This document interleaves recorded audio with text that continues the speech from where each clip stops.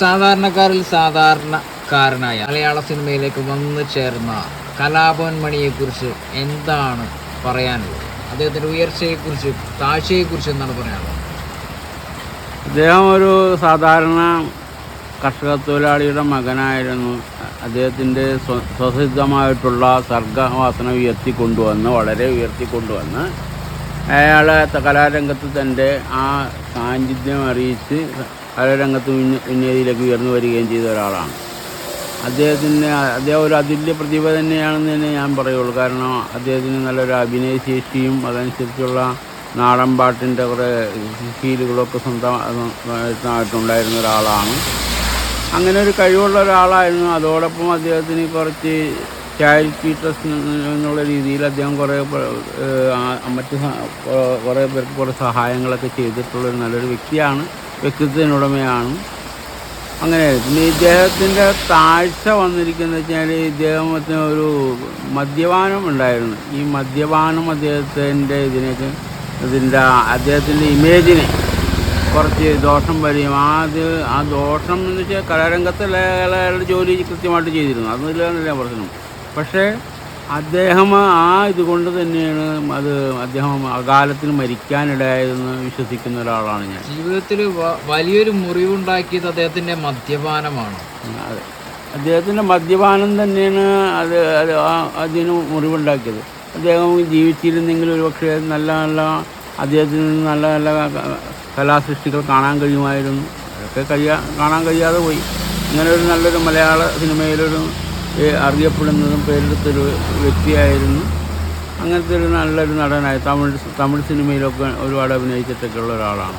അദ്ദേഹത്തിൻ്റെ നിറത്തെ അധിക്ഷേപിച്ചുകൊണ്ട് കുറേ നടിമാർ അല്ലെങ്കിൽ അപൂർവം ചില നടിമാർ അദ്ദേഹത്തിൻ്റെ നായിക സ്ഥാനത്ത് നിന്ന് ഒഴിഞ്ഞു മാറിയൊരു കഥയുമുണ്ട്. അതോടൊപ്പം തന്നെ ഐശ്വര്യ റായ് എന്ന് പറയുന്ന ആ ഒരു സ്ത്രീജനം കലാഭവൻ മണിക്ക് വേണ്ടി കാത്തിരുന്ന് അഭിനയിച്ച ഒരു ചിത്രം കൂടിയുണ്ട്. യന്ത്രൻ എന്ന് പറയുന്ന ആ ഒരു സിനിമയിൽ അങ്ങനെ ഒരു സംഭവം കൂടി ഉണ്ടായി.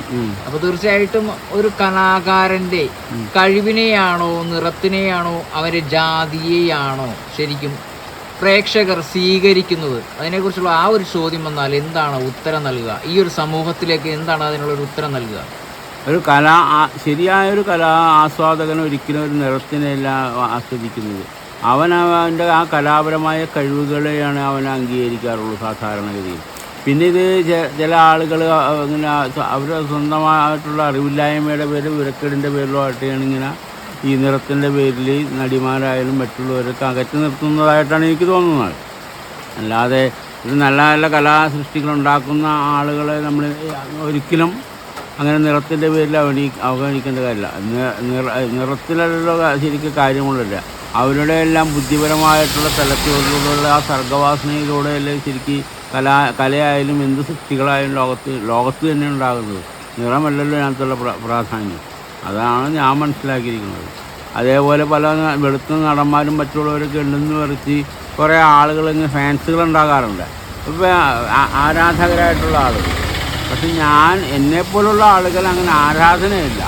ഏത് നടനായാലും ഓരോ സിനിമയിലും മറ്റുള്ളവരിലൊക്കെ അഭിനയിച്ചിട്ടുണ്ടെങ്കിൽ അവരൊക്കെ ആ അഭിനയശേഷി എത്രത്തോളം ആസ്വാദകരിൽ അവർക്ക് പ്രതിഫലിപ്പിക്കാൻ കഴിയുന്നു, ആ കഴിവിനെയാണ് നമ്മൾ മാനിക്കേണ്ടത്. അത് ഏത് നടനായാലും അങ്ങനെ. കലാഭവൻ മണിക്ക് അങ്ങനെ ആ കഴിവുകളുണ്ടായിരുന്നു. അദ്ദേഹം സ്വസിദ്ധമായിട്ടുള്ള ആ അതായത് പ്രേക്ഷകർക്ക് മുമ്പിലും അല്ലെങ്കിൽ കലാസ്വാദകർക്ക് മുമ്പിലും അത് ഭംഗിയായിട്ട് അവതരിപ്പിക്കാൻ കഴിഞ്ഞിട്ടുള്ള ഒരാളാണ്.